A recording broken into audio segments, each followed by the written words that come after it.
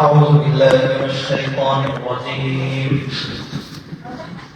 بسم الله الرحمن الرحيم. إنا أعطيناك الكوثر فصل لربك وانحر إن شانئك هو الأبتر. قال تعالى: الحج أشهر معلومات فمن فرض فيهن الحج فلا رفث ولا فسوق ولا جدال في الحج وما تفعلوا من خير يعلمه الله وتزودوا فإن خير الزاد التقوى واتقون يا أولي الألباب. وعن أبي هريرة رضي الله عنه قال: قال رسول الله صلى الله عليه وسلم: فلم يرفث ولم يفسق رجع كيوم ولدته أمه. وقال أيضا: العمرة إلى العمرة كفارة لما بينهما والحج المبرور ليس له جزاء إلا الجنة. সম্মানিত ভাইরা, যারা আইসিডির আজকের হালাকায় কষ্ট করে সরাসরি এখানে উপস্থিত হয়েছেন, আপনাদের সবাইকে সাধুবাদ, ধন্যবাদ, মোবারকবাদ জানাচ্ছি। আরো ধন্যবাদ জানাচ্ছি আমাদের ওই সকল ভাই বোনদেরকে যারা কোনো বাস্তবতার কারণে সরাসরি আসতে পারেননি, কিন্তু যুক্ত রয়েছেন আমাদের সাথে অনলাইনে। আল্লাহ সুবহানাহু ওয়া তাআলা আমাদের হালাকা কবুল করুন। এখান থেকে কিছু পরকালীন পাথেয় সংগ্রহ করে নিজেদের জীবনকে নতুন করে ঢেলে সাজিয়ে দুনিয়াতে আত্মতৃপ্তি, শান্তি এবং আখিরাতে চির মুক্তির ফয়সালা করে দেন, আল্লাহুম্মা আমিন। সম্মানিত ভাইয়েরা, এটি জিলকদ মাস, আগামী মাস জিলহজ। অত্যন্ত গুরুত্বপূর্ণ সময়, যেই মুহূর্তে সারা বিশ্ব থেকে আল্লাহর ঘরের ভিআইপি মেহমান বৃন্দ পাগল পারা হয়ে ছুটে চলেছেন আল্লাহর ঘর জিয়ারা করে হজ উমরা করার জন্য। আমরা অপেক্ষমান সামনে জিলহজ মাস। জিলহজ মাসের প্রথম 10টা দিনই বছরের সেরা দিনগুলোর অন্যতম শ্রেষ্ঠ দশক। বছরের 3টা দশক সবচেয়ে সেরা, জানেন তো। রমাদানের শেষ দশক লাইলাতুল কদর থাকার কারণে, জিলহজ মাসের প্রথম দশক ইয়াউমুল হাজ্জিল আকবার আরাফা দিবস থাকার কারণে, মুহররম মাসের প্রথম দশক আশুরা থাকার কারণে। বছরের 36টা দশকের এই 3টা হলো সেরা দশক। আমরা অপেক্ষমান, হজে যেতে পারিনি, এই 10টা দিন আমরা কাজে লাগাবো, সিয়াম পালন করব, নেক আমলের প্রতিযোগিতা করব। বিশেষ করে ইয়াউমে আরাফা, সেদিন সিয়াম পালনে আল্লাহ সুবহানাহু ওয়া তাআলা আমাদেরকে 2 বছরের গুনাহ মাফের ওয়াদা দিয়েছেন, আমরা সেটি করব। এরপরের দিন ঈদের দিনে আমরা কুরবানি করব এবং কুরবানির মাধ্যমে আমরা অসংখ্য সওয়াব, আল্লাহর নৈকট্য অর্জন করব ইনশাআল্লাহ।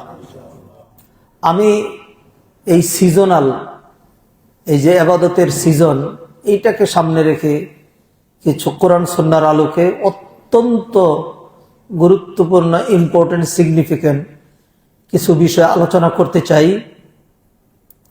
আল্লাহ সুবহানাহু ওয়া তাআলা যেন এর মাধ্যমে আমার আপনার তাকওয়া, ঈমান, আমলের স্পৃহা বৃদ্ধি করে দেন, আল্লাহুম্মা আমিন।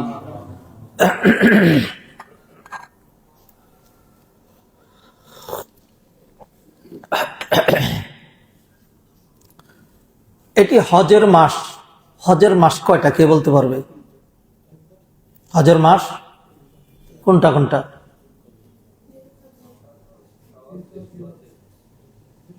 ধন্যবাদ, আলহামদুলিল্লাহ পেরেছেন। আপনারা পারবেন, কারণ হলো এই ধরনের হালাকায় এই ধরনের মজলিসে তারাই আসে যারা নিজেরা স্টাডি করে, জ্ঞান যারা পছন্দ করে, জাহালাত নয়, অজ্ঞতা নয়, মূর্খতা নয়। দিন ইসলাম সবচেয়ে বেশি গুরুত্ব দিয়েছে জ্ঞানের চ্যাপ্টারকে। প্রথম যেদিন আল্লাহ ওহী নাজিল করলেন সেদিনই নবীজিকে 5টা আয়াতের মাধ্যমে জ্ঞানের গুরুত্ব মাহাত্ম্য বুঝিয়ে দিলেন। ইকরা বিসমি রব্বিকাল্লাযী খালাক। আল্লাহ কোরআনে বলছেন আল হজ্জু আশহুরুম মালুমাত। আশহুর শাহরুনের বহুবচন, আরবিতে একবচন, দ্বিবচন, বহুবচন। তার বহুবচনের সর্বনিম্ন সংখ্যা কত? 3। আল্লাহ বলেন আল হজ্জু আশহুরুম মালুমাত, হজের বেশ কয়েকটা মাস আছে। বছরের মাসই হলো 12টা, তো হজের মাস তো 10টা হওয়ার কোনো সুযোগ, অথবা 30-40টা হওয়ার কোনো সুযোগ নেই। মাসই মাত্র কয়টা? 12টা। হজের মাস হলো 3টা, শাওয়াল, জিলকাদ, জিলহজ। শাওয়াল মাসে কেউ যদি হজ করে তাহলে তার হজ হবে। জিলকদ মাসে কেউ হজ করলে হজ হবে। তাহলে এটা হজের মাস মানেটা কি? মানেটা হলো হজ 3 প্রকার। হজ 3 প্রকার।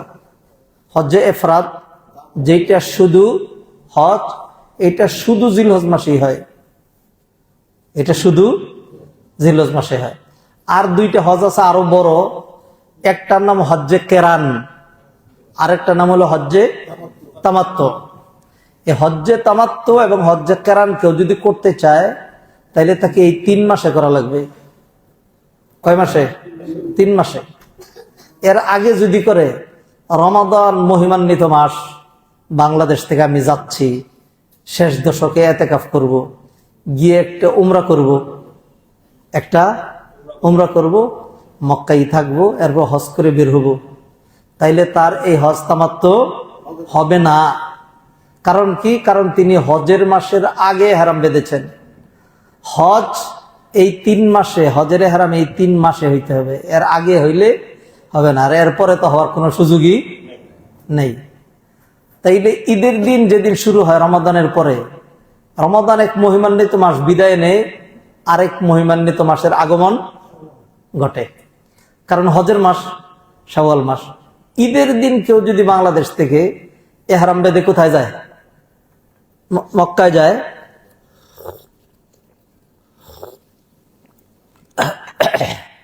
আর উমরা করে সেখানে থাকে, হজ করে ফিরে আসে, তাইলে তার হজ তামাত্তু হবে। ঈদের দিন। ঈদের দিন তো রমজানের দিন না, ঈদের দিন তো প্রথম শাওয়াল, শাওয়ালের প্রথম দিন। হ্যাঁ, শাওয়ালের প্রথম দিন। এই জন্যই শাওয়াল, জিলকাদ, জিলহজ, এই 3টা হলো হজের মাস। আমরা শাওয়াল শেষ করি, শাওয়ালেও আমরা বেশ কিছু নেক আমল করেছি। সেটা হলো শাওয়ালের একটা আলাদা বৈশিষ্ট্য আছে না, মান সামা রমাদান সুম্মা আতবাহু বিসিত্তিন মিন শাওয়াল ফাকান্নামা সামা দারা কুল্লা। যে ব্যক্তি মাহে রমাদানের সিয়ামের পর শাওয়ালে আরো 6টা রোজা রাখে, সে যেন, বলেন দেখি কে কি কইতে পারেন? আমি কম নাম না কর।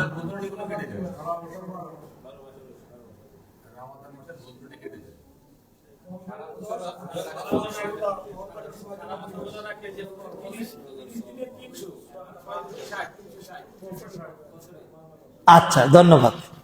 আপনারা সবাই বলছেন আল্লাহ উত্তম প্রতিদান দেয়। আমি এটারে খুব দুর্বল ব্যাখ্যা বলি। ব্যাখ্যা এটা আমরাও করি, কিন্তু এটা খুব দুর্বল ব্যাখ্যা। হ্যাঁ, নবীজি হাদিসে কি শব্দটা বলছেন? মান সামা রমাদান, যে রমাদানে রোজা রাখলো, সুম্মা আতবাহু বিসিত্তিন মিন শাওয়াল, তারপরে শাওয়ালে আরো 6টা রোজা রাখলো, ফাকা আন্নামা, সে যেন রোজা রাখলো সমা আদ-দাহরা কুল্লা। দাহরুন মানে কোরআনের একটা সূরা আছে, সূরাতুদ দাহর, হাল আতা আলাল ইনসানি হিন মিনাদ দাহর। দাহর মানে যোগ যোগ, দাহর মানে যুগ যুগ। 1 বছরে যুগ হয়, বাংলাদেশে কয় 12 বছরে 1 যুগ। আরবিতে যুগ হয় কত দিনে জানেন? 100 বছরে। হ্যাঁ, তাহলে দুর্বলতম ব্যাখ্যা এটা যে নেক আমলের প্রতিদান 10 গুণ। এই ভাই যেরকম বললেন 30 দিন রোজা রাখছি, 10 দিয়া গুণ দিলে 300 দিন, 10 মাস, তাহলে আরো 2 মাস বাকি রয়েছে। আর 6টা দিন রোজা রাখলে 6×10 = 60, তাহলে 12 মাস হয়ে গেল। এইটা হলো একটা সবচেয়ে দা উইকেস্ট এক্সপ্লেনেশন, উইকেস্ট তাফসির, সবচেয়ে দুর্বল। সবল তাফসির কি? সবল তাফসির হলো সে যেন যুগ যুগ ধরে, যেমনটি মিজান ভাই বলতেছিলেন, আনলিমিটেড। হ্যাঁ, আনলিমিটেড। কারণ আল্লাহ সুবহানাহু ওয়া তাআলা দিতেছেন, অভাব তো নাই। একটা সুযোগ দিলেন, এটা কর, তাহলে তুই এত বেশি পেয়ে যাবি। সরকার যেরকম কাউকে পছন্দ করলে গুলশানের 1 বিঘার একটা বাড়ি দিয়ে দেয় 1 টাকায়। কত? 1 টাকা। এটার ভ্যালু ধরা হয়েছে? কিছু হয়েছে? এটা কি টাকার বিনিময়ে দিছে না ফ্রি দিছে? ফ্রি দিছে। আল্লাহ সুবহানাহু ওয়া তাআলা এরকম, তুই আর 6টা রোজা রাখ, তাহলে তোরে যে সবটা দিব এটা কয়েক হাজার লক্ষ কোটি বছরের সব। যাই হোক, আমরা এটা করেছি, সকালে 6টা রোজা রাখিনি আমরা, আলহামদুলিল্লাহ। কেউ যদি না রেখে থাকে তাইলে তার জন্য নিন্দাবাদ নাই, তিরস্কার নাই। নফল, নফল করলে মর্যাদা বাড়বে, না করলে কি নেই? গুনাহ নাই। আচ্ছা, দ্বীন ইসলামের টার্গেট হইল নবীজি সাল্লাল্লাহু আলাইহি সাল্লাম হাকিমুল উম্মত ছিলেন। উম্মতকে আমলের মাধ্যমে বিভিন্ন উপলক্ষে বিভিন্নভাবে এনকারেজ করে, উদ্বুদ্ধ করে আমলে লাগিয়ে রাখতেন। হ্যাঁ, যত বেশি করা যাবে ততই তো কি লাভ। আল্লাহ সুবহানাহু ওয়া তাআলা এখন একটা সুযোগ দিয়েছেন আমাদেরকে। এখন যে সুযোগ সেটা হলো হজ কেন্দ্রিক, কুরবানি কেন্দ্রিক। হজ কেন্দ্রিক, কুরবানি কেন্দ্রিক। যারা হজে যায় দে হ্যাভ নো কুরবানি। হাজিদের কি নেই? কুরবানি নেই। আকাশ থেকে পড়েন না কেউ, খেয়াল করেন। হাজিদের কি নাই? কুরবানি নাই, এক কথায় নাই। যারা নন হাজি তাদের কি আছে? কুরবানি আছে। কুরবানি এটা ঈদের সাথে রিলেটেড। আপনি পশু একটা কিনছেন, তারা ঘোরার জন্য কসাই পাওয়া যাচ্ছে না, সেই জন্য মসজিদে যাওয়ার আগেই ফজরের পরেই সোয়া কাম সাইরে ফেলছেন, এরপরে গিয়ে ঈদের নামাজ পড়ছেন, কুরবানি হবে? এটা হবে না। তাহলে কুরবানি হইতে হইলে আপনাকে আগে ঈদের নামাজ পড়তে হবে। ঈদের নামাজ পড়ে তারপরে কি করতে হবে? জবাই করতে হবে। হাজিদের ঈদের নামাজ আছে? হাজিদের জুমার নামাজ আছে? নাই। হাজিদের ঈদ নাই। হ্যাঁ, অতএব হাজিদের কি নাই? কুরবানিও নাই। হ্যাঁ, কি কইলেন? কুরবানি নাই? আমরা তো হজে গেছি, কুরবানি করছি। এইবারও যারা গেছে তারাও কুরবানি করবে, সবাই তো কুরবানি করে, ঠিক না? কোনো হাজির কুরবানি নাই। কুরবানি হলো পশু যেই জবাই করা হয়, যেই পশু আমরা জবাই করি, এটা 4 প্রকার। কয় প্রকার? আজকে যেই পশু জবাই করা হয়েছে এটা হলো খাওয়ার, হালাল জবাই, খাওয়ার পশু, ঠিক আছে? আচ্ছা, আর ঈদের দিনে নন হাজি, যারা হাজি না, তারা যে পশু জবাই করে এটার নাম হলো কোরবানি। এটার নাম কোরবানি। আর হাজিরা যারা তামাত্তু এবং কেরান হজ করে, শুকরিয়া তান, তারা যে পশু জবাই করে এটার নাম হলো হাদি। এটার নাম কি? আমার সাথে বললেন, নাম কি? এই কোরআনের শব্দ শুনেন, ফামান তামাত্তা বিল উমরাতি ইলাল হাজ্জি ফামাস্তাইসারা মিনাল হাদি। হাদালিয়া, হাদিয়ুন, হাদি। এখন আপনি অনারব, বাঙালি, পাকিস্তানি, ইন্ডিয়ান, ইন্দোনেশিয়ান, মালয়েশিয়ান, হাদির কি বুঝেন? হাদি তো বুঝে না মানুষ। তো অনুবাদ করে বোঝানো হয় যে হাদি হলো কুরবানি। হাদি হলো, নতুবা হাজিদের কি নাই? কুরবানি নাই। এর 3 প্রকার। আরেকটা বাকি আছে, কে কইতে পারবে? জরিমানা, জরিমানা, দম দম দম। হাজিরা যদি বড় ধরনের ভুল করে ফেলে, তাইলে নামাজে ভুল হইলে সেজদে সাহুদে দিয়ে ওটা শুধরাইতে হয়। একটা পশু জবাই করে ওই হজের ভুলটা শুধরাইয়া হজ পারফেক্ট করতে হয়। এটার নাম হলো দম। এটার নাম কি? দম। তো যাই হোক, সম্মানিত ভাইয়েরা, এই তো হাদি কেন হাদি দিতে হয়? শুকরিয়াতান। আল্লাহ সুবহানাহু ওয়া তাআলা মানুষকে বড় বড় 2টা ইবাদত দিয়েছেন, যে কোনো একটা ইবাদতে তার সব গুনাহ মাফ হয়ে যায়। যেমন নবীজি হাদিসে বলেন, আল উমরাতু ইলাল উমরা কাফারাতুন লিমা বাইনাহুমা। আপনি 63তে একটা উমরা করছিলেন আর 2003-এ একটা উমরা করলেন, মাঝখানে যত গুনাহ হয়েছে, যদি উমরাটা ঠিক মতো করতে পারেন তাহলে মাঝখানে সমস্ত গুনাহ কি মাফ। এটা হলো উমরার ফজিলত। আর হজের ফজিলত কি? হজ করলে তাকে সারা জীবনের গুনাহ মাফ। তা আপনি আপনার জীবনের গুনাহ মাফ করানোর জন্য একবার লক্ষ লক্ষ টাকা খরচ করে উমরা করে গুনাহ মাফ করাইতে পারেন। আপনি একটা সফরে গিয়ে উমরাও করলেন, আবার কি করলেন? হজও করলেন। তাইলে আপনি সুযোগ গ্রহণ করছেন কয়টা? দুইটা। অতএব শুকরিয়া দান আপনি একটা হাদিস জবাই করা লাগবে, ফামান তামাত্তা বিল উমরাতি ইলাল হাজ্জি, যে উমরা এবং হজ একসাথে করলো, ফামাস্তাইসারা মিনাল হাদি, তাহলে তার একটা হাদি লাগবে। যদি হাদি না পারে, হ্যাঁ, তাহলে 10 দিন রোজা রাখতে হবে। কয়দিন? 10 দিন রোজা রাখতে হবে। কারণ তুমি এত বড় সুবিধা পাইলা, আল্লাহর জন্য একটু শুকরিয়া আদায় করবে না? শুকরিয়া তাহলে একটু ইবাদত বাড়াই দিবা না? এই জন্য হাদি।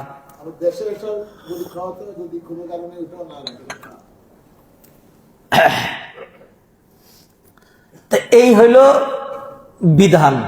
আমরা এদিকে আর সাইডে থাকবো না, আরো গুরুত্বপূর্ণ বিষয় আমরা চলে যেতে চাই। আমরা আজকে এমন একটা বিষয় নিয়ে আলোচনা করতে চাই যার মাধ্যমে আমরা জীবনভর ইবাদত করি, সেই ইবাদত গুলো কিরকম বলবো। আমাদের আজকের আলোচনার টার্গেট হলো ইবাদতের যেন একটা স্পিরিট, একটা রুহানিয়াত, একটা আধ্যাত্মিকতা, ইবাদতের যেন একটা প্রাণবন্ত ইবাদত আমরা করতে পারি। এটা হলো আজকের টার্গেট। কারণ আমরা যুগ যুগ ধরে এমন ইবাদত করি যে ইবাদতটাকে কি বলবো, স্ট্রাকচারাল। কি ইবাদত? স্ট্রাকচারাল। স্ট্রাকচারাল মানে কি? শুধু অবকাঠামো সর্বস্ব, অবকাঠামো সর্বস্ব, অথবা খাঁচা সর্বস্ব, খাঁচা। I give you example. ধরেন একজন, এই যে আমার দিকে তাকান, জনাব এক্স সাহেব মারা গেলেন। মারা যাওয়ার পরে গেলাম, গিয়ে দেখি আল্লাহ কি মারা গেছে, কি কয় এই লোক তো ঠিকই আছে, শুয়ে রয়েছে, আঙ্গুল আছে, হাত আছে, পা আছে, পেট আছে, পিঠ আছে, দাড়ি আছে, গুপ আছে, চুল আছে, সব কিছু আছে, এভরিথিং হ্যাজ, সব কিছু আছে। তো এই লোক মারা গেছে এটা বলে কেন? সবই আছে, এর সব আছে, খালি গেছে কি? রুহটা গেছে, রুহটা গেছে। বহুত মানুষ আছে রুহ আছে কিন্তু এক হাত নাই। বহু মানুষ আছে রুহ আছে কিন্তু 2 হাত নাই। অনেক মানুষ আছে 2 পাটা নাই। অনেক মানুষ আছে নাক কাটা, অনেক মানুষ আছে কান কাটা, অনেক মানুষ আছে আত্মা আছে কিন্তু 2টা চোখই নাই। এরকম আছে নাকি নাই? অনেক মানুষ আছে শরীরে হাড্ডি আছে, গোশত নাই। অনেক মানুষ আছে হাড্ডি গোশত একটু একটু আছে কিন্তু চর্বি বলতেই নাই। অনেক মানুষের চামড়া পুইরা কি হয়ে গেছে, কেল্লে হয়ে গেছে, কিন্তু তারপরে সে চলে, সব কয়টাই চলে, কানাও চলে, ল্যাংরাও চলে, আত্মুরও চলে, হাত কাটাও চলে। কারণ কিসের বলে? আত্মার বলে। আরেকজনের সব আছে, 2টা পা আছে, 2টা হাত আছে, 2টা চোখ আছে, এভরিথিং হেজ, চর্বিও হেজ, গুস্তও হেজ। হ্যাঁ, খালি কি নেই? আত্মা নাই। এখন এটাকে জমিনে রাখা যাবে নাকি দাফন করা লাগবে? তাহলে একটা হলো প্রাণহীন, খাঁচা সর্বস্ব, পুরাটা খাঁচা আছে, খালি আত্মাটা নাই। আমরা অনেক সময়, অধিকাংশ সময় কুরবানি, হজ, নামাজ, রোজা, অন্যান্য ইবাদত যেটা করি এটা হয় স্ট্রাকচারাল। কি হয়? স্ট্রাকচারাল।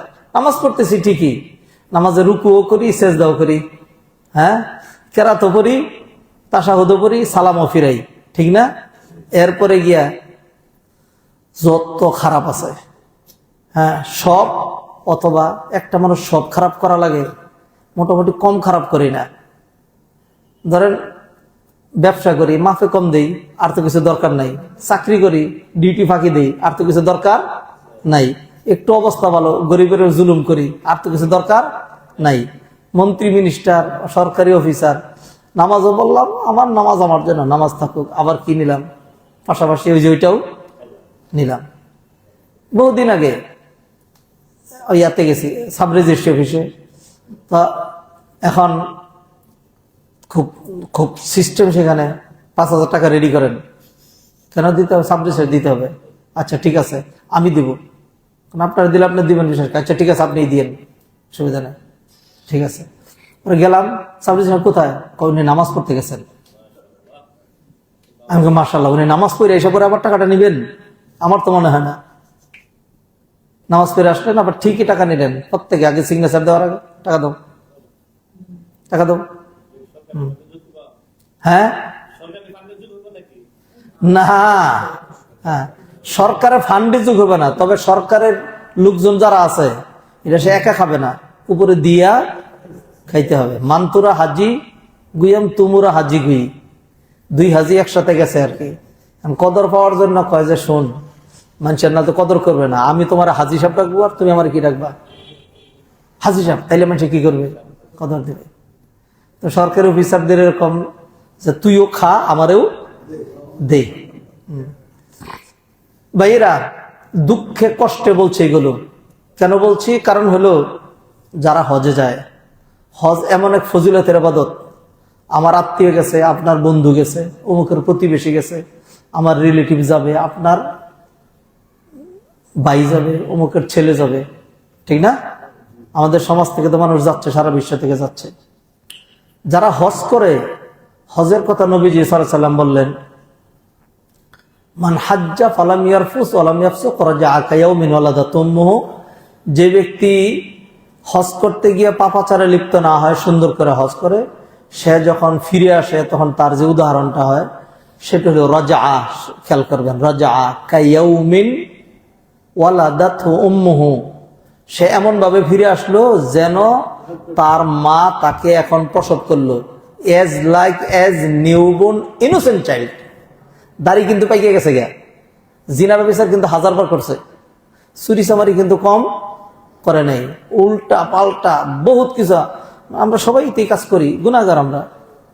এই সব কিছু করে গিয়ে হজ করে আসছি, এখন আমার উদাহরণ হইল নিষ্পাপ মাসুম বাচ্চার মতো। নিষ্পাপ, প্রতি বছর বাংলাদেশের 3 লক্ষ মানুষ নিষ্পাপ হয়ে যায়। বাংলাদেশের 3 লক্ষ মানুষ নিষ্পাপ হয়ে যায়। কেমনে 3 লক্ষ? বাংলাদেশ থেকে মোটামুটি 1 লক্ষ হাজি যায়, কখনো কিছু বেশি, কখনো কিছু কম। আর আরব কান্ট্রিতে যারা থাকে, সৌদি আরব, কুয়েত, কাতার, বাহরাইন, আশেপাশের দেশগুলিতে, সেইখান থেকে অন্তত 1-1.5 লাখ মানুষ হজ করে। ইউরোপ, আমেরিকা, কানাডা, বালাডা, অস্ট্রেলিয়া, সেইগুলি থেকে আরো অন্তত 50-60-70 হাজার মানুষ হজ করে। হজে গেলে মনে করেন এত মানুষের মধ্যে খালি দেখি, সামনে বাংলা কইতেছে, ডাইনে বাংলা, পিছনে বামে, চতুর্দিকে খালি বাঙালি আর বাঙালি। মনে হয় খুব ভালো লাগে এটা, মানে সব হাজিরা কি বাঙালি। তো 3 লাখ মানুষ যদি নিষ্পাপ হয়ে যায় প্রতি বছর, এবং কি ধরনের মানুষ নিষ্পাপ হচ্ছে? নট রিক্সাওয়ালা, নট কৃষক, নট দিনমজুর, নট ফকির, সমাজের সাধারণ মানুষ না, ভিআইপি শ্রেণীর বড় লোক ছাড়া তো হজ করতে পারে না। সমাজটা পরিচালনা করে বিত্তশালীরা, ধনীরা, অফিসাররা, শিক্ষিতরা, ঠিক না? তাহলে 3 লাখ মানুষের 3 লাখ ফ্যামিলি আছে নাকি নেই? 3 লাখ মানুষের 3 লাখ ফ্যামিলি আছে, আবার অন্তত এখান থেকে 1 লাখ, কি বলে, অন্তত 1 লাখ প্রতিষ্ঠান আছে। কারো গার্মেন্টস আছে, কারো স্কুল আছে, কারো মাদ্রাসা আছে, কারো ব্যবসায়িক প্রতিষ্ঠান আছে, কারো দোকান আছে, কারো ইন্ডাস্ট্রি আছে, আছে নাকি নেই? ফলে এই 3 লক্ষ মানুষের সাথে কম করে হলেও 1 কোটি মানুষ জড়িত। কত? 1 কোটি মানুষ জড়িত। এই 3 লক্ষ মানুষ নিষ্পাপ হয়ে আসছে, জান্নাতি। কি হয়ে আসছে? জান্নাতি। তো দেখতে পাচ্ছেন না যে এই প্রতি বছর 3 লাখ নিষ্পাপ হয়ে আসে, যে সেই দেশের চিত্র কত সুন্দর। এই দেশের চিত্র কত সুন্দর, অন্যদিকে তাকানোর দরকার নাই, খালি যখন সংসদ চলে ওইখানে তাকায় দেখলেই বুঝবেন, মাশাআল্লাহ, দিস ইজ আওয়ার সংসদ। কথা কি বুঝতে পেরেছেন? আমি কি আলোচনা করতে চাচ্ছি, কেন এই ভূমিকে নিয়ে আসছি? কারণ হলো এই যে আমরা হজগুলো করি, এই হজটা আমাদের হচ্ছে স্ট্রাকচারাল। স্ট্রাকচারাল না হয়ে যেন স্পিরিচুয়াল হয়, এটা খাঁচা সর্বস্ব না হয়ে যেন প্রাণবন্ত জীবন্ত হজ হয়। যদি এটাকে করতে পারে, তাহলে he is completely absolutely success. সেই জন্য আমার আপনার কিছু করণীয় আছে নাকি নেই? আছে। কিছু করণীয় আছে। কি করণীয়? ইবাদত করব আমি, খেয়াল করেন, ইবাদত করব আমি, আর কবুল করবেন কে? আল্লাহ। আল্লাহ কবুল করার মালিক। এখানে আবার আমার করণীয় কি আছে? কিছু করণীয় আছে নাকি? নাই। এটা জোর জবরদস্তির বিষয় না। আপনাকে you must fulfil some terms and condition, নতুবা হবে না। ধরেন কথার কথা, এখন মাগরিব আমরা এদিকে ফিরে পড়ছি, এশাটা এদিকে ফিরে পড়বো, আমি পড়াবো, সুন্দর কেরাত করে পড়াবো, মাদানী শেখ। এরপরে ওইদিকে নামাজ পড়ে আর লম্বা করে দোয়া করবো, তাইলে তো কবুল হবে ইনশাল্লাহ। আরে আল্লাহ বলছেন, আল্লাহ ওয়াদা দিচ্ছেন, উদুনি আস্তাজিবিলাকুম, তোমরা দোয়া করো আমি কবুল করবো। আল্লাহ ওয়াদা বরখলাফ করেন না। দলিলের অভাব আছে আমার কাছে? অভাব নাই। তা পূর্ব দিকে ফিরে নামাজ পড়াইয়া সবাই নিয়ে দোয়া করবো, আল্লাহ তুমি সবচেয়ে মহিয়ান গরিয়ান ক্ষমতাধর, পূর্ব দিকে ফিরে নামাজ পড়ছি, তারপরেও তুমি কবুল করতে পারো, আল্লাহ আমাদের এসার নামাজটা কবুল কইরা নাও। আপনারা কবেন আল্লাহ আমিন, কবুল হয়ে যাবে ইনশাল্লাহ।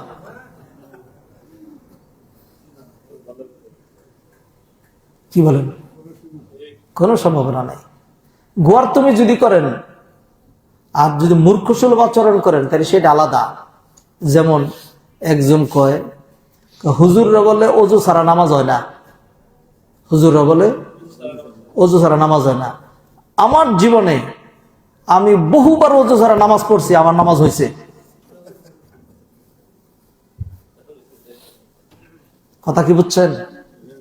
হাদের নামাজিদের সম্মানিত ভাইয়েরা, হয়তো হজ করেছেন, না হয় করবেন, না হয় আপনার প্রতিনিধি গিয়েছে, অথবা আপনার কোনো আত্মীয় যাচ্ছে। হজেরই সিজন, আলোচনা শুনেন।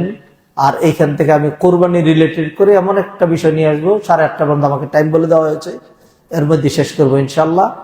এইখান থেকে আমরা এমন একটা বিষয় নিতে চাই যার মাধ্যমে আমাদের কোরবানি, আমাদের নামাজ, আমাদের রোজা, আমাদের হজ, এভরিথিং এটা হবে প্রাণবন্ত, এটা হবে রুহওয়ালা, এটা হবে আত্মাওয়ালা, এটা হবে সোলওয়ালা।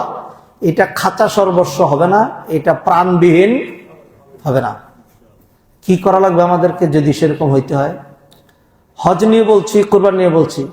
হজ এবং কোরবানি 100 গাথা, 100 গাথা। যারা হজে যান তারা হজ করেন, যারা হজে যান না তারা কি করেন? কোরবানি করেন। এক ইতিহাস, ইতিহাস একটাই।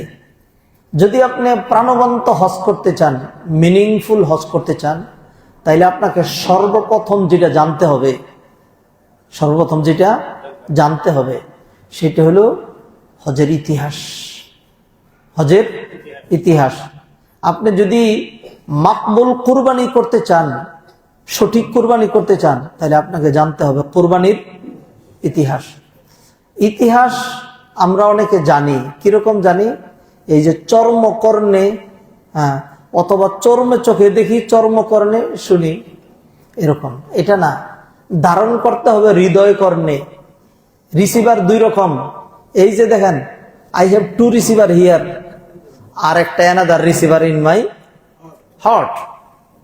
আপনার ওই রিসিভার দিয়ে ধারণ করতে হবে, তাইলে সেটা প্রাণবন্ত হবে, আর না হলে প্রাণবন্ত হবে না।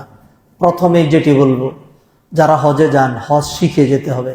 আপনাদেরও যদি কেউ হজে গিয়ে থাকে তাইলে এই আলোচনাগুলো দিবেন, এবং উত্তরা কেন্দ্রীয় মসজিদে ধারাবাহিক আলোচনা করছি, ওই লিঙ্কগুলো দিতে পারেন আমাদের মসজিদের। মাকবুল হজ, মাবরুর হজ, এগুলোর জন্য করণীয় কি, এইগুলো নিয়ে আমরা আলোচনা করি। আজকের জমাতেও সেগুলি আলোচনা করেছি। প্রথমে যেটা, সেটা হজের ইতিহাস জানতে হবে। ইতিহাস যদি জানেন, হজের ইতিহাস, কোরবানির ইতিহাস, এমনি দেখবেন আপনার চোখ দিয়ে পানি চলে আসবে, মস্তক অবনমিত হবে, আপনি একটা আত্মিক খোরাক খুঁজে পাবেন, আপনি সুন্দরভাবে আল্লাহর জন্য ইবাদত করার একটা মানসিকতা পাবেন। দেখানো, শোনানো, নেম অ্যান্ড ফেম অথবা ফুডাঙ্গি করার যে মানসিকতা, এটা চলে যাবে। সেটা কি? সেটা হলো, দেখুন, আল্লাহ সুবহানাহু ওয়া তাআলা হজ এবং কুরবানি যে প্রবর্তন করেছেন, এইটার এক কঠিন ইতিহাস আছে। যেই জাতি ইতিহাস ভুলে যায়, ইতিহাস থেকে শিক্ষা নেয় না, এরা হলো বুকা জাতি। আহাম্মক জাতি। আল্লাহ সুবহানাহু ওয়া তাআলা এই সব কিছু প্রবর্তন করেছেন এবং সেইখানে আমার বাবার ইতিহাস জড়িত।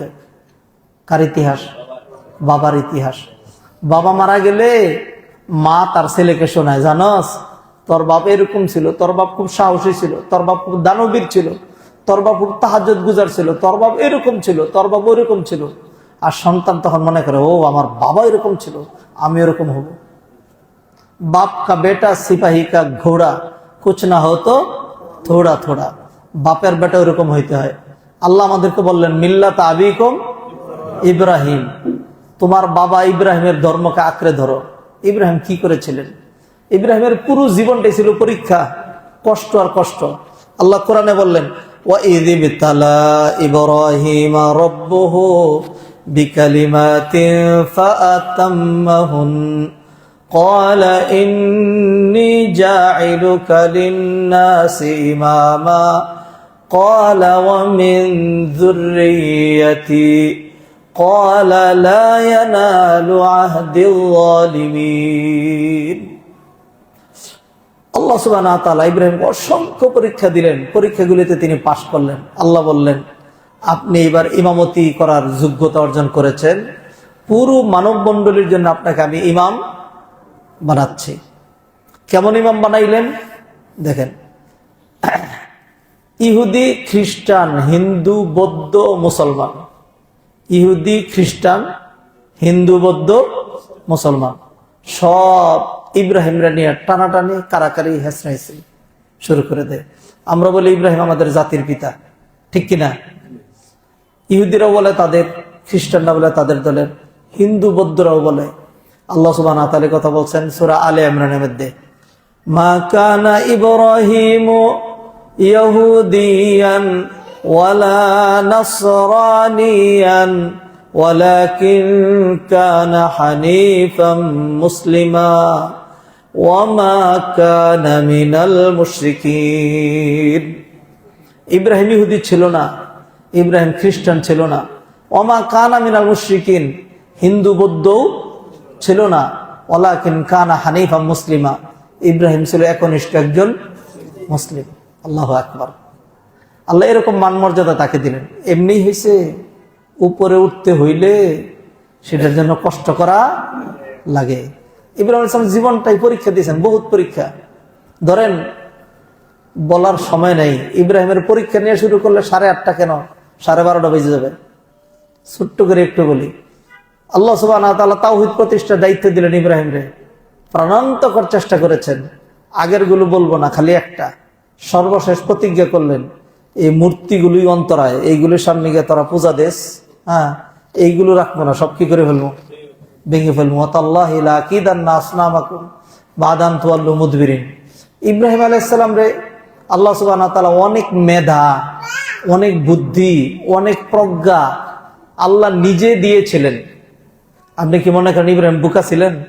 না। আল্লাহ কোরআনে কি বললেন শব্দ শুনেন, সূরা আম্বিয়া, ওয়ালাকাদ আতাইনা ইব্রাহিমা রুশদাহু মিন ক্বাবলু ওয়া কুন্না বিহি আলিমিন। আমি আল্লাহ নিজে ইব্রাহিমরে অনেক প্রজ্ঞা দিয়েছি। সুবহানাল্লাহ। আল্লাহ যদি কাউকে দেয় আর লাগে, আপনি পয়রা শুনে কয়টা শিখবেন? ও আল্লামনাহু মিন লাদুন্না ইলমা, আমি তাকে আমার নিজের পক্ষ থেকে ইলম দান করেছি। আল্লাহ অনেক প্রজ্ঞা দিলেন। এই মূর্তি ভাঙ্গার আলটিমেট রিজাল্ট কি, কত কঠিন, কত জটিল, কত মারাত্মক, কত ভয়ানক হতে পারে, এটা কি ইব্রাহিম মনে বিদ্যু বুঝে নেই? বুঝছে, কিন্তু আমার আপনার মতো কাপুরুষ ছিলেন না। কি ছিলেন? কাপুরুষ ছিলেন না, সুপুরুষ ছিলেন। একবারে ফাজা আলাহুম জুজাজান, সবকটা ভাঙলেন। পরের দিন তারা এসে দেখে সর্বনাশ, কে কাজ করতে পারে? কলু সামিআনা ফাতান ইয়াজকুরুহুম ইউকালু লাহু ইব্রাহিম। একটা যুবক আছে এগুলো নিয়ে কথাবার্তা কয়। এছাড়া একেবারে লাতের কসম, দুর্গার কসম, সরস্বতীর কসম, আমরা কেউ এটা করিনি। একটাই যুবক আছে এগুলো নিয়ে উল্টা পাল্টা কথা কয়, ইউকালু লাহু ইব্রাহিম, এর নাম কি? ইব্রাহিম। তাই নাকি? এত বড় বুকের পাঠা, ফাতু বিহি আলা আইয়ুনিন নাস লাআল্লাহুম ইয়াশহাদুন, সামনে আনো দেখি কত বড় সাহস তার। আনার পরে তারা জিজ্ঞাসা করলো, আ আনতা ফাআলতা হাযা বিআলিতিনা ইব্রাহিম, ইব্রাহিম তুমি কি করছো এটা? তো উত্তরটা ছিল হ্যাঁ অথবা না। ইব্রাহিম কৌশলী জবাব দিলেন, হা না বললেন না। ইব্রাহিম বললেন যে, গাদারা, অপরাধের সকল আলামত স্পষ্ট, কুড়াল দিয়ে ভাঙ্গা হয়েছে এটাও বোঝা যাচ্ছে, এবং কুড়াল বড় ঠাকুরের ঘাড়ে আছে এটাও দেখা যাচ্ছে। খামাখা আমাকে জিজ্ঞেস করা, আমাকে ডাইকানার দরকার তো নাই। হ্যাঁ, বড় ঠাকুরের জিজ্ঞেস করলেই তো পারো কি হয়েছিল, ওগুলো গুতাইলো কেন? সবাই চোখ ছানো করে কয় কি, ঠিকই তো, ঠিকই তো, জিজ্ঞেস করো আমার এখানে, আমার হাতে কুড়াল, আমি ভাঙছি না কি ভাঙছি না সেটা পরের কথা। কুড়ালকে আমার হাতে পাইছো, আমার তোমরা এখানে পাইছো। বড় ঠাকুর এখনো জীবিত আছে, অন্যগুলি না মরে গেছে গে। বড় ঠাকুরের জিজ্ঞেস করো। যখন শক্ত করে বললেন তখন বলে, লাকাদ আলিমতা মা হাউলা ইয়ানতিকুন, ইব্রাহিম তুমি তো ভালো করে জানো এগুলি কথা বলতে পারে না। কথা বলতে পারে না? না। তোমরা যে খাবার দাবার দাও এগুলি খায়? না তো, খাইতে পারে না তো। আচ্ছা, তোমাদের কি কি উপকার করে? নাথিং। কি কি ক্ষতি করতে পারে? কিছুই না, কিছুই না। ইব্রাহিম আলাইহিস সালাম বললেন, দেখ এমনে লাঞ্ছিত করে এগুলির ভাঙলাম, একটা যদি চোখ উল্টাই দিত অথবা একটা যদি খামসা মারত তাহলে তো একটা কথা ছিল। আর বড়টারে লাঞ্ছিত করে কুড়াল গাড়ে ঝুলাই দিলাম, বড়রাও যদি আমার একটু থাপা দিয়ে ধরতো তাহলে একটা কথা ছিল। কিছুই করতে পারে না, বরং দাঁড়াইও থাকতে পারে না। দাঁড় করাইতে হইলে এতগুলো পা এতগুলো হাত, তারপরে পারে না। দাঁড় করাইতে হলে অন্তত পাঁচার ভিত্তি দিয়ে একটা বাঁশ দিতে হয়। এইগুলির কেন ইবাদত করাস? খুব শক্ত করে যখন বললেন, উফিল্লা কুবালিমা তা'বুদুনা মিন দুনিল্লাহ, দিক তোমাদেরকে, আফালা তাআকিলুন, আকল বিবেক নাই? বুঝছে তারা। ফারাজাউ ইলা আনফুসিহিম ফাকালু ইন্নাকুম আনতুমুয যালিমুন, বুঝছে, নিজেরা চিন্তা করে যে আমরা নিজেরাই জালেম। ইব্রাহিম জালেম না, কিন্তু শক্তি বলে একটা কথা, শক্তির সামনে যুক্তি ব্যর্থ, শক্তির সামনে যুক্তি ব্যর্থ, স্বার্থের সামনে ইথিক্স ব্যর্থ। এরপর তারা বললো যে না, বাপদাদা করছে, তুমি আমাদের মূর্তিগুলো ভাঙলা, তোমার শাস্তি নিতেই হবে। মূর্তি ভাঙছ, চর্চার পর 2-3টা পিটনি দিলেই তো হয়ে যায়। মূর্তি যেগুলি ভাঙছে এগুলি তার জীবনও বানানো যাবে না নাকি? বানানো যাইব। আর ইব্রাহিমরা মাইরে ফেলে আবার বানানো যাবে তো। তাইলে কি এই মূর্তি ভাঙ্গার অপরাধে মেরে ফেলার শাস্তি হইতে পারে? পারে না। তা ইব্রাহিম আলাইহিস সালাতু সালাম তাদেরকে খুব শক্ত করে আটকায় দিলেন। শেষে গিয়া তারা বুঝছে যে ইব্রাহিম একেবারে যুক্তির জুতার বাড়ি মারছে আমাদেরকে। কিন্তু শক্তি আমাদের কাছে আছে। এত যুক্তি তোমার, আমাদের মাবুদ কিচ্ছু করতে পারে না। হ্যাঁ, শুনেও না, দেখেও না, খায়ও না, সইও না, হাগেও না, মুতেও না, কিচ্ছু করতে পারে না। এমনি লাঞ্ছনা দিলি আমাদেরকে। আর তোমার আল্লাহ খুব পারে, এইটা পারে সেইটা পারে। ঠিক আছে, দেখি তোমার আল্লাহ কত পারে। এখন তোমার আগুনে জ্বালায়া পুরাইয়া মারবো, দেখি তোমার আল্লাহ কেমনে পারে। এরপরে তারা বলল, কল হাররিকুহু ওয়ানসুরু আলিহাতাকুম ইন কুনতুম ফাইলিন। ইব্রাহিম আলাইহিস সালামকে যখন ফেলে দিবে, যখন ফেলে দেওয়া হচ্ছে, তখন এটা ইবনে কাসির, আল্লামা ইবনে কাসির, তার একটা ইতিহাসের গ্রন্থ আছে, নাম জানেন? কে কইছেন? ধন্যবাদ। ও আল বিদায়া ওয়ান নিহায়া। ওই আল বিদায়া ওয়ান নিহায়ার মধ্যে তিনি এটা লম্বা তাফসির ধরছেন যে যখন তাকে ফেলে দেওয়া হয় তখন জিবরাইল আমিন আসলেন, আয়েশা বললেন, ও খলিলুল্লাহ, আগুনের সামনে নূ হাবিবুল্লাহ, নূ খলিলুল্লাহ, নূ মাসিহুল্লাহ, আগুনে পড়ার পরে একটা টানা দিয়ে একটা অঙ্গার হয়ে যাবেন। Do you need any types of help? Allah আমারে পাঠাইছেন, সাহায্য লাগলে বলেন। এক পাখা দিয়ে বাড়ি দিয়ে আগুন কি করবো? নিভাই দেব। কি সাহায্য লাগবে বলেন? হ্যাঁ, আমরা হইলে কইতাম তাড়াতাড়ি জিবরাইল বাঁচাও, ঠিক না? ইব্রাহিম আলাইহিস সালাম কোন রকম সাহায্যের দরকার নাই। আমি তুমি জিবরাইলের সাহায্য পাওয়ার জন্য আমি এত কঠিন রিস্ক নেই মরে যাবে দাগুনে পড়া। জীবনে প্রমাণ দিছি আমার জীবন আল্লাহর জন্য, এখন প্রমাণ দিব আমার মরণও আল্লাহর জন্য। ইন্না সলাতি ওয়া নুসুকি ওয়া মাহইয়া ওয়া মামাতি লিল্লাহি রাব্বিল আলামিন। জিবরাইল চলে গেল ফুরুত। যাওয়ার পরে ইব্রাহিম আলাইহিস সালাম শুধু এটা বললেন, কি জানি বলছিলেন, বলেন দেখি কি বলবেন? হাসবুনাল্লাহু ওয়া নি'মাল ওয়াকিল, নি'মাল মাওলা ওয়া নি'মান নাসির। ইব্রাহিম আলাইহিস সালাম শুধু এটা বললেন। বলার পর আল্লাহ সুবহানাহু ওয়া তাআলা সাথে সাথে আগুন অ্যাড্রেস করলেন। কুলনা ইয়া নারু কুনি বারদান ওয়া সালামান আলা ইব্রাহিম। ইব্রাহিম 40 দিন আগুনের ভিতরে ছিলেন। 40 দিন পরে আগুন নিজে নিজে নিভছে। ইব্রাহিম আলাইহিস সালাম 147 বছর বেঁচে ছিলেন। তিনি বলছেন এই আগুনে ঢোকার আগে এবং আগুন থেকে বের হওয়ার পরে জীবনে এত আরাম চোখে দেখি নাই যেই আরাম আমি এই 40 দিন আগুনের ভিতরে পেয়েছিলাম। সুবহানাল্লাহ। এটা তো পরে হয়েছে, কিন্তু আগুনে পড়ার আগ পর্যন্ত ইব্রাহিম কি জানতেন যে আমার জন্য আগুন শান্তির বাগান হবে?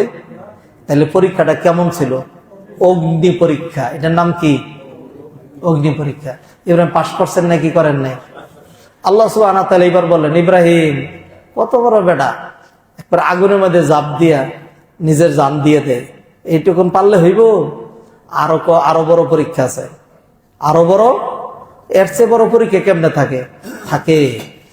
আমরা যারা বাবা হয়েছি, যদি আমাদেরকে বলা হয় যে তোমারে ফাঁসি দিব অথবা তোমার ছেলেরে ফাঁসি দিব, কোনটা নিবা? কি কইবেন? কি কইবেন? আমারে দাও, কিন্তু আমার ছেলেরে ফাঁসি দেওয়া যাবে না, ঠিক না? আল্লাহ এবার বললেন যে ঠিক আছে, ওই পরীক্ষায় পাশ করছেন, আগুনে জাপ দিয়া এটা পাশ করছেন, এখন আরো কঠিন পরীক্ষা দেব। সেই পরীক্ষা কি? সেই পরীক্ষাটা হলো ইসমাইলকে বনবাস দিতে হবে। ইসমাইলকে, এইটার নেপথ্যে যেই ঘটনা সেটা আরো কঠিন। কুরবানিও এইভাবে প্রবর্তন হয়েছে, হজও এইভাবে। আপনি খালি যদি এটা জানেন তাইলেই আপনি দেখবেন কুরবানি, হজ সবকিছু থেকে আপনার যেই আমিত্ব, বড়ত্ব, নেম, ফেম দেখানোর সই মেন্টালিটি সব চলে যাবে। ইব্রাহিম আলাইহিস সালামকে আল্লাহ সুবহানাহু ওয়া তাআলা জন্ম দিলেন বাবেলে, ইরাক হলো এই জায়গায়। এরপরে আল্লাহ সুবহানাহু ওয়া তাআলা নির্দেশ দিলেন, আপনাকে জালেম বাদশার এলাকায় ক্রস করে ফিলিস্তিনে বাইতুল মুকাদ্দাস এলাকায় চলে যেতে হবে। বাইতুল মুকাদ্দাস এলাকায় চলে যেতে হবে।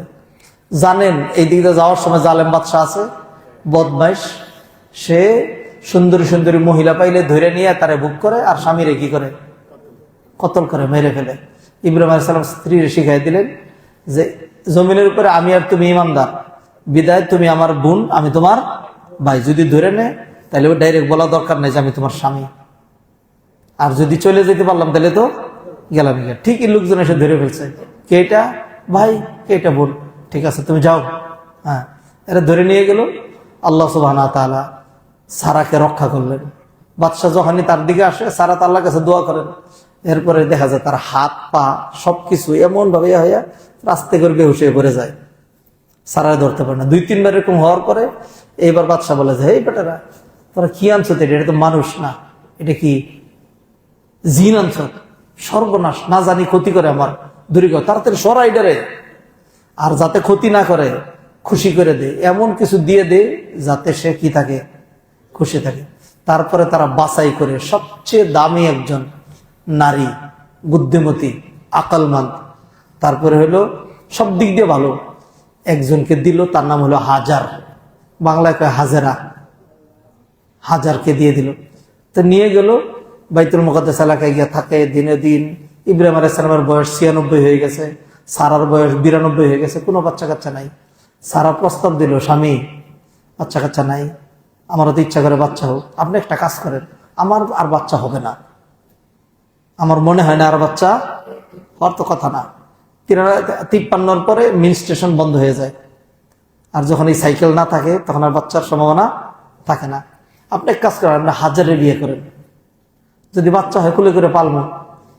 আগে ছিল হাজার সেবিকা, আর তিনি ছিলেন রানী। তিনি কি ছিলেন? সারা ছিলেন রানী। তো এরকম ছিল, আমার দিকে দেখেন, এই যে এরকম সারা এইখানে, হাজার এইখানে। এবার যখন ইব্রাহিম আলাইহিস সালাম হাজারে বিয়ে করলেন, একটু উপরে উঠে গেছে। এরপরে যখন বাচ্চা হয়ে গেল, সমান হয়ে গেছে। কারণ আগের সে সেবিকা থাকলেও এখন তো ইব্রাহিম আলাইহিস সালামের স্ত্রী, দ্বিতীয়ত এখন তার বাচ্চা আছে, আর এত এমনি দুর্বল কি নেই, বাচ্চা নাই। এখন এই দুইজনের মাঝখানে টক্কর হয়, কি হয়, সারা পেস্টিজ, হ্যাঁ আমার উপর দিয়ে তোর কথা, হ্যাঁ আর হাজার কে লিগিয়া কি হয়েছে, আমি ইব্রাহিমের স্ত্রী না, আমার ছেলে আছে না। যখন এরকম হয় একটু অশান্তি হচ্ছে, তো অশান্তি হইলে দুই সতীনের মাঝখানে এরকম কিছু হয়, এটা কি অস্বাভাবিক কিছু নাকি? নবীর স্ত্রীদের মাঝখানে হয়নি, হয়েছে। আল্লাহ সুবহানাহু ওয়া তাআলা হস্তক্ষেপ করলেন, হস্তক্ষেপের একটা সমাধান দিলেন। দেখেন সমাধানটা কত জটিল, কত কঠিন। আল্লাহ সমাধান দিতে পারতেন, কিরকম সমাধান? এই দুইজনে দুই বাড়িতে রাখেন, একজনে এই পাড়ায় আরেকজনে ওই পাড়ায়, দুইজনে দুই ঘরে রাখেন।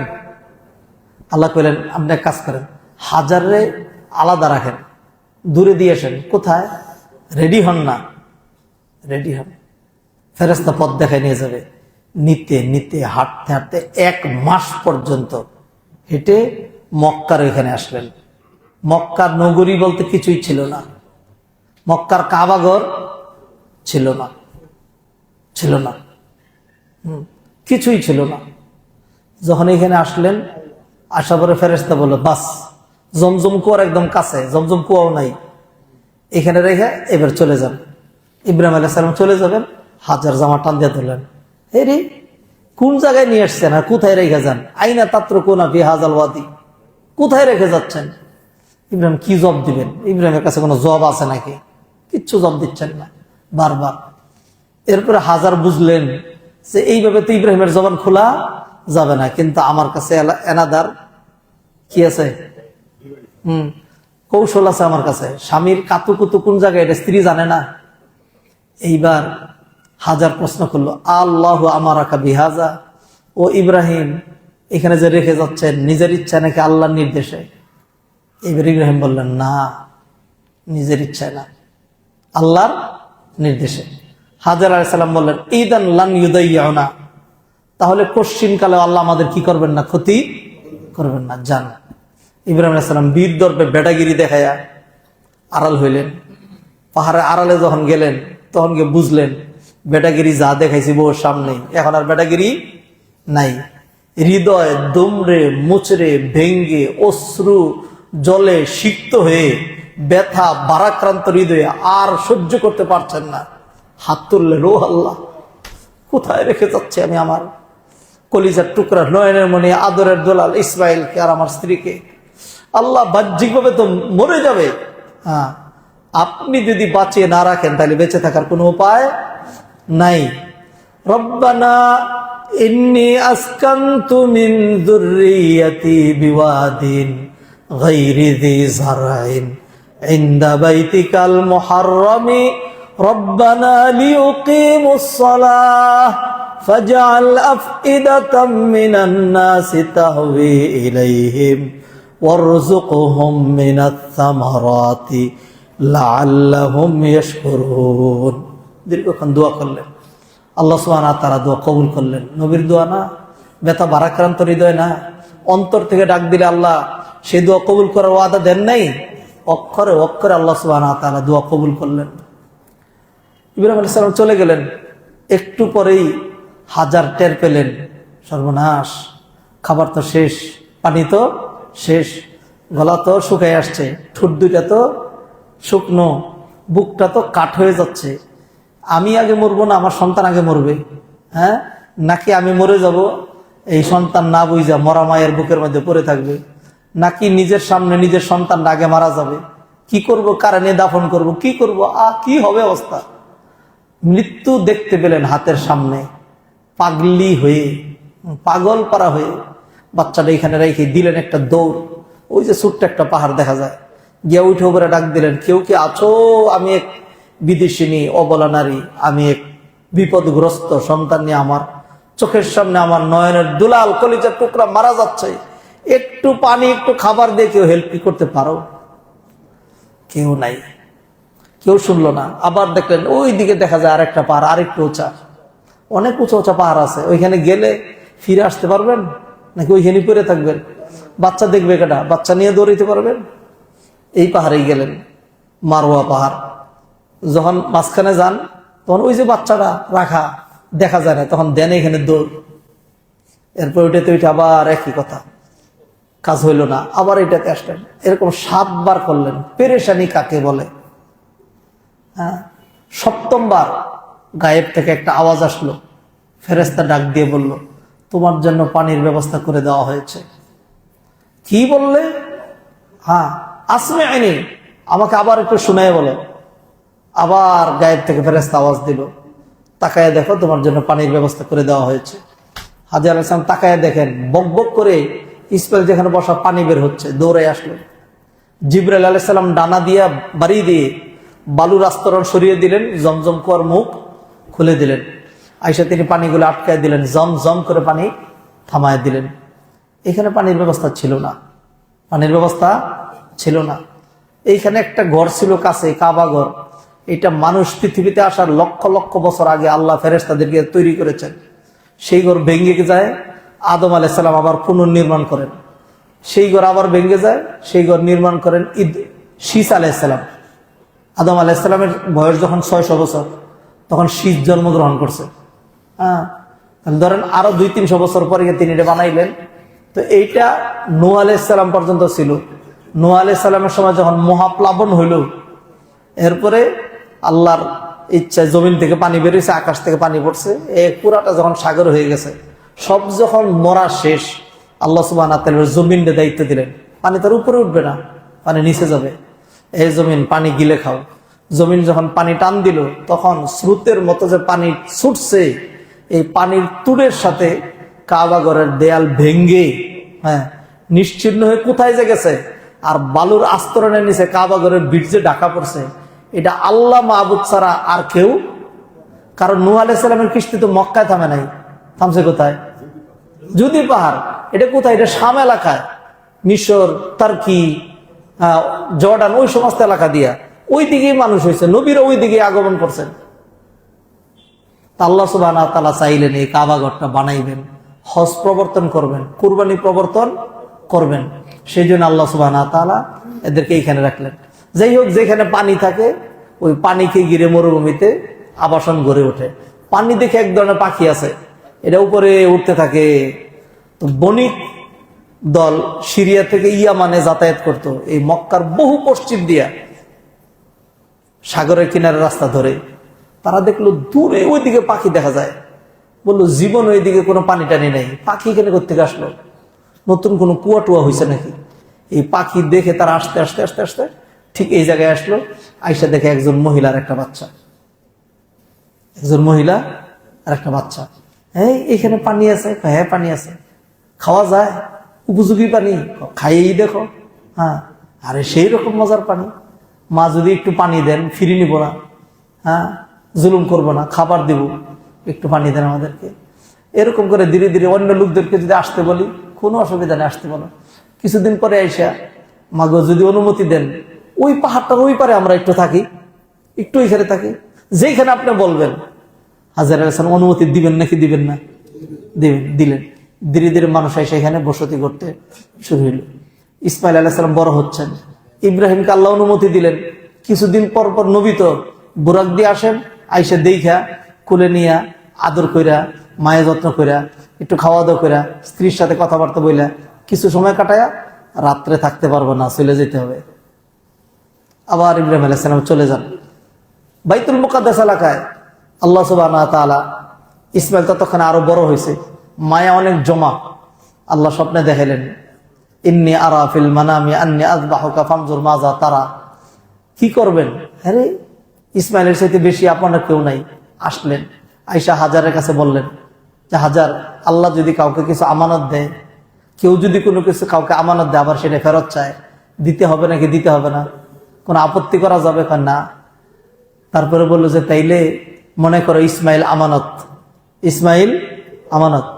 হাজারা বুঝে ফেললেন, ঠিক আছে, জান দিয়ে দিলাম, সাজায় দিচ্ছি। ইসমাইলকে বললেন, ইসমাইল বলল যে, যত কষ্ট হোক, সাতাজিদুনি ইনশাআল্লাহু মিনাস সাবিরিন। ইব্রাহিম আলাইহিস সালাম কি করবেন? একটা জনবসতি গড়ে উঠছে।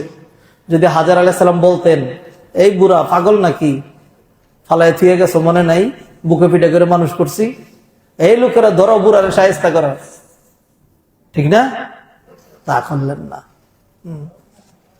ইব্রাহিম আলাইহিসসালাম এখন এতগুলো মানুষের সামনে এইখানে জবাই করবেন, মা দেখবে তার ছেলে দাপড়াচ্ছে, গলা দিয়ে রক্ত বের হচ্ছে, তা কি করা যায়?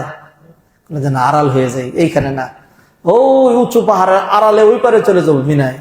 তারা নিয়ে গেলেন, নিয়ে গিয়ে সত্য ঘটনাতে গেলে সূরা সফফাতের মধ্যে বর্ণনা আছে, প্রাণান্তকর চেষ্টা করলেন, প্রাণান্তকর চেষ্টা করলেন, জবাই হয় না। ইসমাইল আলাইহিস সালাম পরামর্শ দিলেন, বাবা আপনার নবী, সারা জীবন কঠিন কঠিন পরীক্ষা দিয়ে পাশ করছেন, আজকে ফেল করবেন? আপনি একটা কাজ করেন, চেহারাটা বাইদা নেন, শক্তি করতে পারেন না তো, হ্যাঁ, আর আমার উপর করে শোয়া দেন, আমার কাছে তো খারাপ লাগে যে দেখি আমার বাবা আমার জবাই করতেছে। যখন এরকম ব্যবস্থাপনা হয়ে গেল, আর কিচ্ছু দেখা যাচ্ছে না, আল্লাহ সুবহানাহু ওয়া তাআলা ইত্যবসরে ফেরেশতারে বললেন, আর কত, একজন বান্দা আর কেমনে কুরবানি দেয়, যাও বেহেশত থেকে দুম্বা ধরে দিয়ে দাও। ফেরেশতারা আইসা একটা নেই ইসমাইলকে সরাইয়া দূরে নিয়ে গেল, আর দুম্বা একটা ধরে দিল। পৃথিবীর ইতিহাসে এমন কোন পাগল দুম্বা নাই যে নাকি আইসা কবি যে তোমার ছেলের জবাই করতেছ, গুতা দিয়ে সরাই দিলাম, আমারে জবাই করো, আছে নাকি? এইটা বেহেশত থেকে ফেরেশতারা নিয়ে এসেছিলেন। ইব্রাহিম আলাইহিস সালাম বাদন খুললেন, যখন আওয়াজ পাইলেন যে জবাই হয়ে গেছে, খুলে দেখেন ইসমাইল ওইখানে দূরে বসা, বকরি একটা জবাই হয়ে গেছে, দুম্বা একটা জবাই হয়ে গেছে। এখন ইব্রাহিম আলাইহিস সালাম মনে করতে পারেন যে জবাই তো শুরু হয়েছে, এবার তাড়াতাড়ি টান দিয়া করি, যাতে না করেন আল্লাহ সাথে সাথে ডাক দিলেন, ওয়ানাদাইনাহু আইয়া ইব্রাহিম কদ সাদ্দাক্তার রুইয়া, ইব্রাহিম আপনি স্বপ্ন বাস্তবায়ন করেছেন, ইন্না কাযালিকা নাজজিল মুহসিনিন, এইভাবে সৎকর্মশীলদের আমি কি করি, পুরস্কার দিই। এই পরীক্ষায় পাশ করলেন বাপ বেটা দুইজন। এইবার আল্লাহ সুবহানাহু ওয়া তাআলা বললেন যে এইভাবেই কুরবানির প্রবর্তন হইল। কি, যদি ইসমাইল জবাই হয়ে যেত তাহলে বাপ মা মিলা ইসমাইলের গোশত খাইতো না? কথা বলেন না কেন? খাইতো না? না, বাবা কুরবানির গোশত খাওয়া যায়? যায় না। এইখান থেকে শিক্ষাটা কি? শিক্ষা হইল ইসমাইলের জবাইয়ের মধ্য দিয়ে কুরবানি প্রবর্তন হইল, আর সেই জবাই যদি হয়ে যেত তাইলে কিন্তু গোশত খাওয়া যেত না। অতএব আমরা কুরবানি যখন দিচ্ছি তখন গোশত খাওয়ার মানসিকতা যেন মাথায় না থাকে, গোশত খাওয়ার জন্য নয়, আল্লাহর সন্তুষ্টির জন্য কুরবানি। কথা কি বুঝতে পেরেছেন? এইটা হলো আল্লাহ সুবহানাহু ওয়া তাআলা এবার ইব্রাহিম ইসমাইলকে বললেন যে আমি বিশাল বড় টার্গেট নিয়ে সেই বাবেল থেকে ফিলিস্তিন থেকে মক্কা বনেবাস, তারপরে সব কিছু করে পরীক্ষা দিয়ে দিয়ে উপরে তুলছি। Ismail also qualified, you are also qualified. অতএব একটা কাজ করা লাগবে, আমার কাবা ঘর পুনর্নির্মাণ করা লাগবে, এর ফাউন্ডেশনের উপরে দেয়াল তুলতে হবে। কি বলেন? কোথায় কাবা ঘর, কোথায় ফাউন্ডেশন? আল্লাহ সুবহানাহু ওয়া তাআলা বলেন আছে, ফেরেশতা দেখায় দিবে। জিবরাইল আলাইহিস সালাম আসলেন, আগে বললেন যে ইব্রাহিম আর উত্তরে যান, ইসমাইল আর দক্ষিণে যাও, এইখানে এবার কোদাল ধরেন, বালু সরাইতে থাকেন। বালু সরাইতে সরাইতে যখন বুক সমান বালু সরানো হইল, এবার ঠিকই কাবা ঘরের বিট বেরিয়ে আসছে। এবার আল্লাহ বললেন বাপ বেটা মিলে কি বানান? আল্লাহর ঘর বানান। ঘর বানানো শেষ, এইবার আল্লাহ সুবহানাহু ওয়া তাআলা দায়িত্ব দিলেন, ইসমাইল আপনি একটা হজের আজান দেন। ভাইরা, হজ সংক্রান্ত আর কিছুই বলতে পারলাম না, খালি এইটুকু ইতিহাস আপনি একটু ভাবেন যে এই হজ প্রবর্তন হওয়ার পিছনে ইব্রাহিম পরিবার, ইব্রাহিমের স্ত্রী, ইব্রাহিম সন্তানের কি পরিমাণ কঠিন পরীক্ষা দিতে হয়েছে, ঠিক না বেঠিক? আর আমি হজে গিয়া কই যে আমার সিট দরজার সামনে বললো কেন? আলুর ভর্তার মধ্যে লবণ কম হয়েছে কেন? হ্যাঁ, গতকাল মুরগি দিয়েছেন, আজকে আবার মুরগি দিলেন কেন? এই মাছ মাংসে খায়? কত রকম, কত সমস্যা, ঠিক না? হজে যাওয়ার পরে আপনার মধ্যে এইটা আসে না যে আহারে হজ কত কষ্টের মধ্য দিয়ে প্রবর্তিত হয়েছে, কাবাঘর কেমনে নির্মাণ হলো। এমনি ইব্রাহিম আর ইসমাইল আলাইহিস সালাম কাবাঘর বানায় ফেলছেন। ওয়াইজ ইয়ারফাউ ইব্রাহিমুল কওয়াইদা মিনাল বাইতি ওয়া ইসমাইল রব্বানা তাকাব্বাল মিন্না ইন্নাকা আনতাস সামিউল আলিম, এরকমই নাকি? আর নেপথ্যে রক্ত জড়ানো ইতিহাস আছে নাকি? নেই, আছে। এইগুলি যদি মানুষ জানে, এই জন্য জ্ঞান লাগে। কি লাগে? জ্ঞান লাগে। যে কোনো ইবাদত করব, এর নেপথ্যে তার ইতিহাস, তার তার টার্গেট, তার তার কি বলে লক্ষ্য উদ্দেশ্য, এইগুলো যদি জানা যায়, তাইলে ইবাদতের যে স্পিরিট সেটা খুঁজে পাওয়া যায়। সম্মানিত ভাই বোনেরা, সামনে কুরবানি আসছে। কুরবানির সময় যেন মনে রাখি, কুরবানি এমনি প্রবর্তন হয় নাই। কুরবানি প্রবর্তন হয়েছে এক বিশাল কঠিন উপাখ্যানের মধ্য দিয়ে। হজ এমনি প্রবর্তন হয় নাই, এর পিছনে বিশাল উপাখ্যান রয়েছে। এইগুলি যদি কেউ তার মাথায় রাখে, তাহলে তিনি যেই ইবাদতটা করবেন, যে কুরবানিটা করবেন, যেই হজটা করবেন, আমি মনে করি সেই হজটা হবে স্পিরিচুয়াল, সেই কুরবানিটা হবে স্পিরিচুয়াল, শুধু খাঁচা সর্বস্ব হবে না। আর যদি স্পিরিচুয়াল হয়, আত্মাওয়ালা, তাহলে সেটা সচল, সেটা দিয়ে সব হবে। আর যদি আত্মা না থাকে, তাহলে লেগ টু হেড সকল অঙ্গ প্রত্যঙ্গ ঠিক থাকলেও এটা অচল, যেহেতু তার ভিতরে কি নেই? আত্মা নাই। অতএব আমার আপনার ইবাদতের মধ্যে যদি আত্মা না থাকে, তাহলে সেই ইবাদত দিয়ে পার পাওয়া যাবে না, সেই ইবাদত দিয়ে কোনো লাভও হবে না। সম্মানিত ভাই বোনেরা, আসুন, সামনে কোরবানি আসছে। কোরবানির সময় আমরা এই ইতিহাসটা আমাদের চোখের সামনে রাখবো। যারা হজে যাচ্ছে তাদেরকে, বন্ধু বান্ধব, আত্মীয় স্বজনের এই কথাগুলো বলবো যে হজ হাইফাই করার নাম না, হজ বড়লোকি নিজের ক্ষমতা দেখানোর নাম না, হজ নিজের জাহির করার নাম না। হজ হলো এক কঠিন ইতিহাসের নাম, হজ হলো রক্ত জড়ানো ইতিহাসের নাম। অতএব সেইখানে গিয়ে নিজের আমিত্ব, নিজের বড়ত্ব, নিজের গুরুত্ব সব জলাঞ্জলি দিয়ে একটাই বলা লাগবে, লাব্বাইক আল্লাহুম্মা লাব্বাইক, লাব্বাইক লা শারীকা লাকা লাব্বাইক, ইন্নাল হামদা ওয়ান নি'মাতা লাকা ওয়াল মুলক লা শারীকা লাক। সম্মানিত ভাই বোনেরা, আমরা যদি এইভাবেই ইবাদতের মধ্যে আমাদের হৃদ্যতা, আন্তরিকতা, আধ্যাত্মিকতা, স্পিরিচুয়ালিটি, এগুলি যদি খুঁজে পাই, তাহলে আমাদের ইবাদতগুলো হবে সার্থক। আর যদি শুধু স্ট্রাকচারাল ইবাদত করি, তাহলে বহু ইবাদত করব, রেজাল্ট হবে অল্প। আর অল্প ইবাদত করলেও বহুত লাভ হবে। নবীজির হাদিস এটা বলে শেষ। নবীজি সাল্লাল্লাহু আলাইহি ওয়াসাল্লাম বললেন, আখলিস দীনাকা ইয়াকফিকাল আমালুল কলিল, ইখলাস ভিত্তিক আমল করবা, অল্প আমলে তোমার নাজাতের জন্য যথেষ্ট হবে। আল্লাহ সুবহানাহু ওয়া তাআলা আমাদেরকে, এই যে সামনে জিলহজ মাস আসছে, এই অল্প কয়েকদিন পরে জিলহজ মাস শুরু হচ্ছে, ঠিক না? ঈদ কয় তারিখে? 27 বা 28, 27, 28। তাইলে জিলহজ মাস শুরু হবে 17, 18 দিকে, ঠিক না? আজকে কয় তারিখ? 8 হ্যাজ গন। 9, 10, 11, 12, 13, 14, 15, 16, 8 দিন আছে। আমরা প্রস্তুতি নেই, 8 দিন পর থেকে রোজা রাখবো ইনশাল্লাহ। যারা পুরা রোজা রাখতে পারবো না, আমরা অন্তত ইয়াউমে আরাফার রোজাটা রাখবো। রোজাটা রেখে হাজিদের সাথে আমরা মিল রেখে দোয়া করবো, 2 বছরের গুনাহ যেন আমাদের মাফ হয়। আল্লাহ যেন যারা হজে গিয়েছেন তাদেরকে মাকবুল হজ করার তৌফিক এনায়েত করেন। আমরা যারা যেতে পারিনি, আল্লাহ যেন আমাদেরকে যাওয়ার তৌফিক এনায়েত করেন। আল্লাহ সুবহানাহু ওয়া তাআলা আমাদের সকল ইবাদতে আধ্যাত্মিকতা, হৃদ্যতা, ইখলাস, স্পিরিচুয়ালিটি আল্লাহ যেন দান করেন। আমাদের ইবাদত করার জন্য স্ট্রাকচারাল না হয়, না কুরবানি, না হজ, না নামাজ, না রোজা। আল্লাহ সুবহানাহু ওয়া তাআলা আমাদের এই হালাকা কবুল করেন। আজকে যারা এসছেন কষ্ট করে, সবাইকে আল্লাহ